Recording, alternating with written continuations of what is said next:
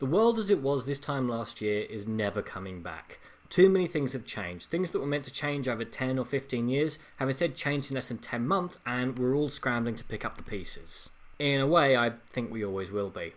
Near everyone I know with a proper job is celebrating the fact that working from home has gone from being a daydream to being a concrete fact of life that no one is prepared to give up.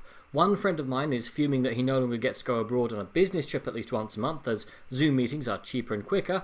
Also, a depressing number of people I know have decided that they have a novel, script, or a play buried deep inside them, send their generation-defining masterpiece to me, and then get upset when I criticise their poorly written, atrociously spelled, plot-hole-ridden mess. And sadly, the same change has come to my beloved silver screen. That's changed forever as well, and I'm not talking about the coronavirus-imposed restrictions, such as reduced numbers of available seats in screenings, or being unable to late-night screenings, or even allegedly forcing people in screenings to wear masks somehow. These will all disappear in the fullness of time. No, I'm talking about the business model. I'm talking about the things that have stood for 100 years, and cinema. A theatre is where you see a live production, a cinema is where you see films. This is a hill that I will die on. Owners thought it would stand for 100 more.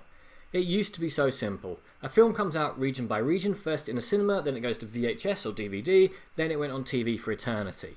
Now, a film can be released globally on streaming services and no one bats an eye. No one buys physical media anymore unless you're collecting the steelbook or are out of your depth and trying to buy something for a friend or relative's birthday that isn't a gift card.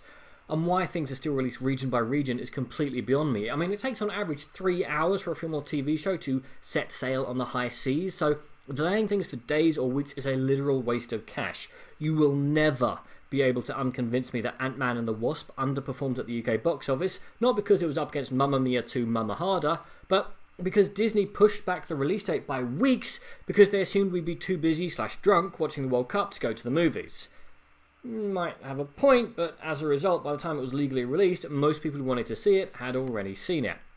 And that's assuming that there are cinemas open in 2021, with both Cineworld and Odeon stating that their cash reserves aren't infinite. I mean, Odeon has been advertising on Facebook that you can hire out a screen and play video games on it, which I can only take as a sign of pure desperation.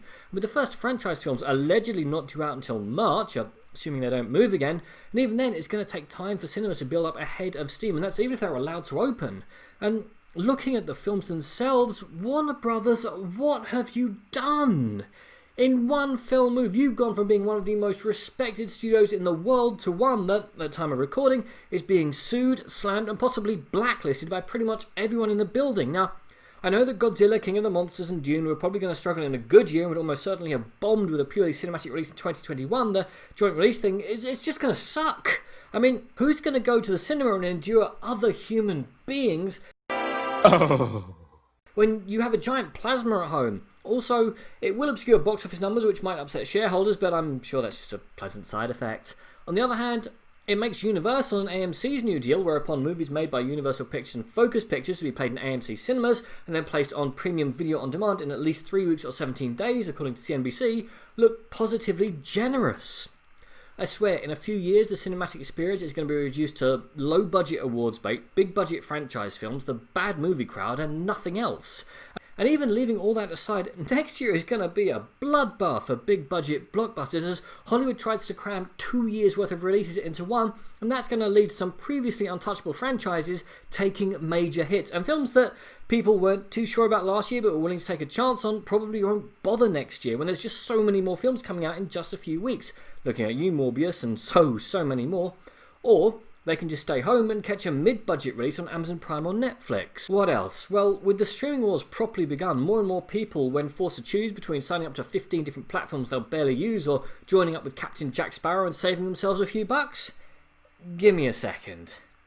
In a nutshell, cinema visits will decline. Home viewership on both sides of the door will increase. Previously bulletproof franchises will fall. Studios that were thought to be untouchable are going to find out just how quickly things can change, because the Titanic has hit the iceberg. There aren't enough seats on the lifeboat, so we might as well drink the champagne whilst we can. But what do you think will happen to film in 2021 and beyond? And when am I going to get my Bond film? Comment below, let me know. Let me wish you a very Merry Christmas, a very Happy New Year, and I'll catch you next time.